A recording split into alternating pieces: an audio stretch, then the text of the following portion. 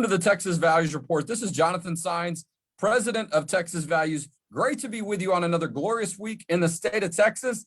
Hey, for a lot of people in Texas, it's spring break, and that's why I've got a couple of people in my studio here. Hopefully you won't hear them, okay? They're just going to be quiet observers, some very nice young men that are learning a lot about the work that we do at Texas Values. One who is an occupant of my home.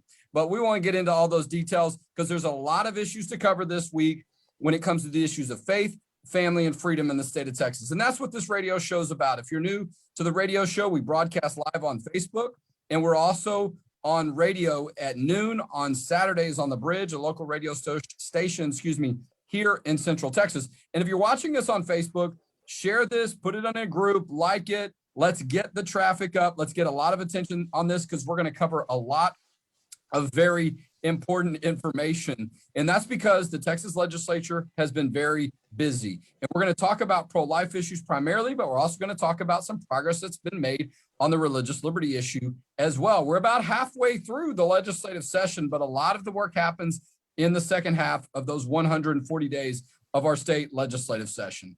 And earlier this week, we'll just jump right into it. We're going to have two guests today. Janet Porter is going to be our guest for the first segment. The second segment, we're going to have Jessica Colón from the Susan B. Anthony List, a national organization that works on pro-life issues, to talk about some of that progress that was made this week. But first, we're going to have on our Texas Values Report today, Janet Porter. Janet Porter is the founder and president of Faith to Action. She's the architect of the pro-life heartbeat bill, which ensures that if a heartbeat is detected, the baby is protected. And that's what happened this week in our state legislature. A lot of attention around that issue, and that bill was heard, and it was passed out of committee and is moving forward. Janet, welcome to the Texas Values Report. Thank you. So glad to be here with you, Jonathan. Well, you were there with me, okay, for many hours in Texas. You made the trip, and it was important that you did because there was a lot of attention on this issue. Senate Bill 8 is the Texas heartbeat bill. A number of other states have passed that. I'll let you get into that in just a minute. But the first time there was a hearing this session on this issue, the fact that it's a low number, Senate Bill 8 is a designation because our lieutenant governor has made it clear that it's a priority item. Where's my sticker at? It's on this side. I got my heartbeat sticker, my heart sticker that we were wearing on Monday, and it was hours long. It finished after midnight. A lot of great testimony. Janet, you were able to give testimony like you've done in other states in support of Senate Bill 8, the heartbeat bill. Tell us about the issue and your experience. Well, it was, as you said, a very long wait, but very well worth it. As we heard from people all over the state, all over the country that back this bill, we're hearing from that all over the state legislatures, because we've seen heartbeat laws pass in Arkansas, in North Dakota, in Iowa, Kentucky, Mississippi, my home state of Ohio, also in Georgia, Missouri, Louisiana, Tennessee, and most recently in South Carolina. And so we're seeing this really take the country by storm. But what's different about your bill is that you've got civil penalties. The rest go criminal penalties, and those bills right now have been launched through the court system to deliver what I believe to be a fatal blow to the heart of Roe versus Wade. But your bill can go into effect right away, where anyone in the state of Texas who knows of the law being violated, where an abortionist is taking the life of a child after the heartbeat can be detected, then they can actually go after the abortion provider with a lawsuit to stop them and to have civil remedies that are put in place. And I know you can talk more about that. But one of the things that I talked about in my testimony is just what a common sense bill this is. You know, there are people who want to have abortions legal until birth, as we see in New York and elsewhere. There are those of us who want to protect babies from conception, but we can all agree, America can agree, that once that heartbeat is detected, that baby should be legally protected. And that's what the Barna research showed. The recent George Barna poll showed that 7 out of 10 in America believe that that child should be protected if his heartbeat can be heard. And here's the other thing. This is great news for anybody in a Republican primary. 86% of Republicans believe that. And here's the part that is shocking to many. 55%, even a majority of Democrats support the heartbeat bill. As we saw, and I had the privilege of meeting Senator Eddie Lucio, who came out and wanted to make sure I signed his book to him, and was very, very appreciative of the fact that we're standing together in unity from all over the country to see Texas hearts to continue to beat and to beat strong. Well, we're talking with Janet Porter, who is the president and founder of Faith to Action, recognized by many as the architect of the heartbeat bill, one of the first to introduce this idea and a part of these laws passing in other states. She's dedicated so much of her life to this. As a matter of fact, if you're watching us on Facebook, and you can check this out online if you're listening through the audio or radio or a podcast, is she's written a book about it. And on Facebook, you can see in the background of her background there, the cover of her book, A Heartbeat Away, which talks a lot about this process and really how what happened along the way. But here we are now, 10, 12 states have passed it. I think South Carolina was the most recent. And and a lot of those are in the past 2 or 3 years.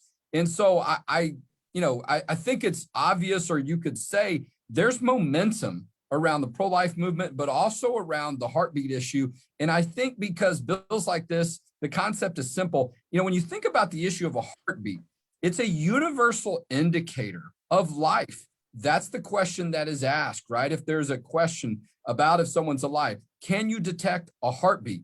And a lot of us believe it should be no different for a baby inside the womb. And that's it, Jonathan. We are no longer discriminating against the youngest members of the human family with this bill.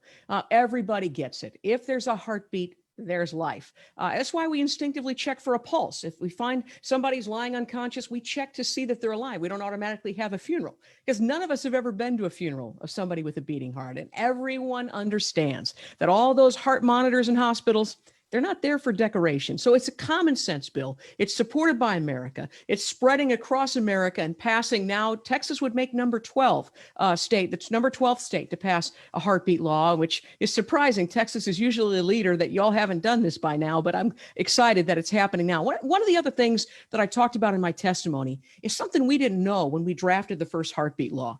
And that is that there is we talked about detectable heartbeat, to cardiac activity, measurable heartbeat, but it turns we decided, as Texas did, to talk about detectable heartbeat, which just so happened to be a finding of fact in the Gonzalez v. Carhart case that said that the Supreme Court had a finding of fact, and it was unanimous. That means even the pro-aborts agreed with this fact, that once you have a detectable heartbeat, you have a living fetus. And as was pointed out in committee, fetus is simply the Latin word, which means young one, developing human. We have a living human being from the point of detectable heartbeat. So when these bills go to the Supreme Court doesn't have to say, yeah, well, we've really messed up. We've killed more than 60 million children. All they have to do is say, we've got, as the Eighth Circuit Court of Appeals said, a much better marker that is more consistent and more certain than viability, which is a lousy standard, a measure of our technology that the court's currently using. So all they need to do is move that line closer to where our goal is of conception, so we're inches away instead of miles away. And it's based on the Supreme Court's jurisprudence that's already in place.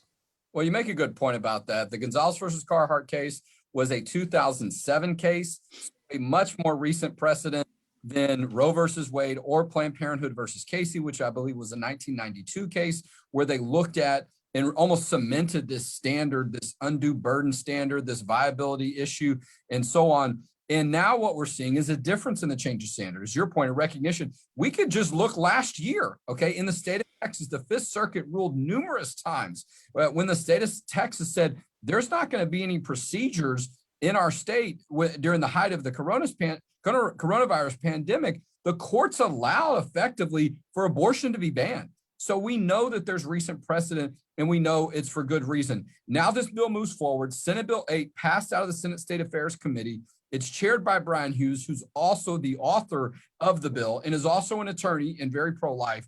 And one of the Democrats supported it, Eddie Lucio, as you mentioned. The bill moves forward now.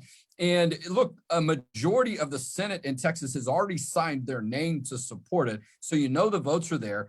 On the House side, you've got House Bill 1515, Shelby Slauson. She's the state representative that's carrying this bill in the Texas House. the momentum continues to grow. I think she's got 55 or so co-authors out of 150 members and 83 Republicans on the House side. I was told it was 60. There were a lot of other pro-life bills that were heard that day. Human Life Protection Act, Senate Bill 650. We could go on about some of them. We actually put out an email just about that if you want more detail. But my point is, it's early in the session in some ways, and I think this bill has a very strong chance of getting passed. I think that's the expectation in a lot of ways. And it's encouraging because it's a way to say, you know what? Roe versus Wade started in Texas. Texas is going to step up and acknowledge the humanity of the unborn child, that heartbeat, and a simple concept that a lot of people can understand. And I was glad that you were there that day, because sometimes it's hard to know when these hearings are going to come up. Is it going to fit people's schedule? You were right on time. It mattered a lot. And I think your voice and your background and your experience and your influence are going to matter for this issue moving forward to get it done.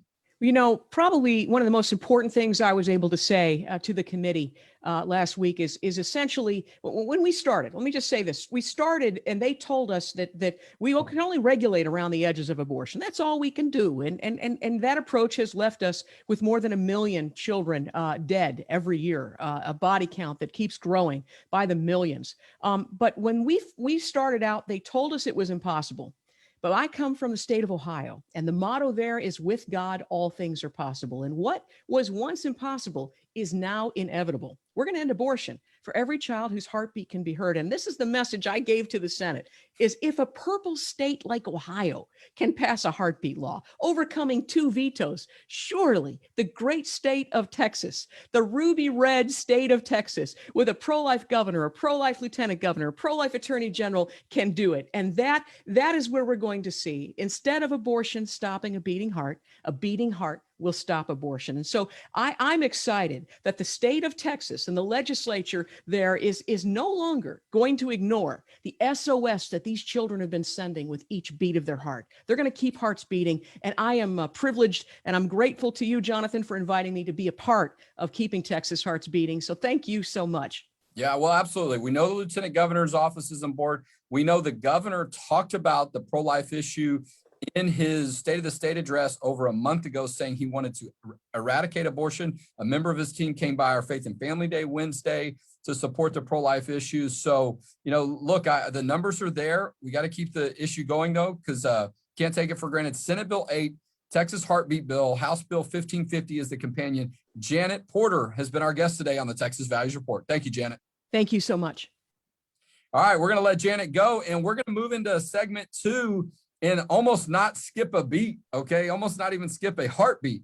And welcome on Jessica Colón, who is a representative for SBA List, Susan B. Anthony List, which is a national organization that works on pro-life issues nationwide. They've got a network of more than 900,000 Americans that work on policy issues related to advancing pro-life. Jessica has been a longtime friend of our organization as well, working out of the Houston area and certainly being a voice when it comes to the pro-life issue. Jessica, welcome to the Texas Values Report. Thank you. Great to be with you, Jonathan, as always. Well, and look, you were there Monday. It was a long day, and we saw both ends of it, okay? The hearing started at 9 a.m., and I somehow was the last one to testify, and it was about 12:15 the next day. I saw your Facebook post. It was great. And so, but hey, look, as I've said it before, I mean, however it works out, we'll stay till the end, and it's important to send that message to let them know that however long it takes, it's important to stand up for life. And I know you supported the heartbeat bill and a lot of other issues. I know one of the issues that your organization is focusing on a lot. I want you to talk about that on behalf of Susan B. Anthony List, a bill that was heard that day and ultimately was passed out on Tuesday. That's Senate Bill 394 by Senator Eddie Lucio. Tell me a little bit about the legislation. Sure. This legislation is so important. You know, pill-induced abortions, chemical abortions, they are flying under our radar in the life movement. I just spoke at a group Tuesday night in Tarrant County and asked the crowd how many folks were familiar with pill-induced or chemical abortions. And there were just a few hands out of about 50. We're very familiar with surgical abortions, the dangers to the woman, to the girl in surgical abortion, of course, the death to the child, of course, in surgical abortions. And these are very dangerous for the girl taking these pills. And of course, it kills the baby. That's the intent of these. And the long story short of it is that the Federal Food and Drug Administration at the federal level has long had regulations in place on these very dangerous drugs. And we expect some change in the Biden administration. They were first implemented in the Clinton administration back in the 90s, and where the Clinton administration, the regulation said you could only dispense of these pills up to 7 weeks within pregnancy. Well, in Obama's administration, they expanded that to 10 weeks, so 2.5 months in. And some of the other regulations that currently exist at the FDA level include that the doctor has to see the woman in person, that they have to confirm that the woman is pregnant. They need to confirm that the pregnancy is not an ectopic pregnancy, one that resides on the fallopian tube, which is already very dangerous and fatal for many women. And maternal mortality increases by 30% with these drugs if the girl has an ectopic pregnancy. And we have to, one of the regulations also says that the blood type has to be confirmed to not be Rh negative. And if it is, that the woman gets a RhoGAM shot to bring her blood levels to a degree where it can handle a drug like this. These are very critical regulations that exist, and we expect some change in this administration, as it has been with every Democrat administration since they were. Let me ask you about that, Jessica. We're talking with Jessica Colón, representative for SBA list, Susan B. Anthony list, National Pro-Life Organization. They're having a presence at the Texas Capitol this session, testifying in favor of pro-life legislation, particularly Senate Bill 394. I mean, part of this is my understanding, safety-wise, right? You can imagine what happens if the doctor is not involved, or if they're not having a visit and something tragic happens at home. A lot of people don't think about this, but sometimes one of the side effects of these drugs or an abortion procedure is that women die. I mean, it's no hypothetical. No. And so you can think about the circumstances that would exist if this is something that's just coming through the mail. I know that's something Lila Rose and Senator Cruz have worked on, and that concern when you have these kind of issues on really, which, it's a dangerous procedure. It certainly can have some harmful side effects, so to speak. And so there's a legitimate safety issue involved. Well, and removing mail order with these drugs is part of this bill. Also, a very important part, that these drugs must be dispensed in person. And the bottom line is that women don't realize what is going to happen to their body. They believe, and they've been told, that these drugs are as safe as Tylenol, and that is not the case. And these are very young women, so young that these the entrance of these drugs into the marketplace has made the dorm room the new abortion clinic, and that is happening to our young girls. This is a way that folks can get around parental consent and not inform their parents of what's going on, and that's where we believe the abortion industry is wanting to take this process. Right. Well, look, we're talking with Jessica Colón of Susan B. Anthony list. That's what a lot of people in the abortion industry do want, right? They want parents, family members, other people cut out of the process, and they want, and look, there are some, and it's not, look, there are legitimate concerns, and it's common sense. If you're going to end the life of a child in the womb of a woman, you think about what all has to go into that happening, and after the fact, this is not a situation where a girl should be in a dorm room alone, agonizing through this in dealing with it. And so, and it does point to, right, our concerns overall about the taking of an innocent human life. And so not only physically, but you can just imagine what type of emotions and psychological things that you could have to deal with in raising the standard here, at the least, to saying, look, this is an issue of great concern. And if it's going to take place, we need to be taking a closer look at how these things are done. And so I'm very encouraged by this. And the testimony on Monday was very helpful in the presence, not to make too much of it regarding politics and partisanship, but to have a Democrat leader of the Texas Senate, of the Texas legislature, involved in this conversation and an author of the bill. That should send a pretty strong message too. It does. And, you know, we want to bring these regulations into Texas law. That's what we're trying to do with SB 394 and provide the same protocols that exist currently at the federal level and bring them into state law. And, you know, to your point about the risk to the girl and to the women who take these drugs, the horror stories about the hemorrhaging that takes place and what they see of their baby remains is traumatic, as you can imagine. And that's what occurs. I heard from a nurse this week, a former nurse who saw these cases come into her emergency room frequently. And it's very, very dangerous for the girl at home going through this on her own. It's also why these pill-induced abortions have been coined DIY abortions. And so we are very much trying to bring greater awareness to this, but we absolutely have an urgency right now regarding the expected changes at the federal level, that we make sure these regulations that currently exist there at the FDA are brought into Texas law.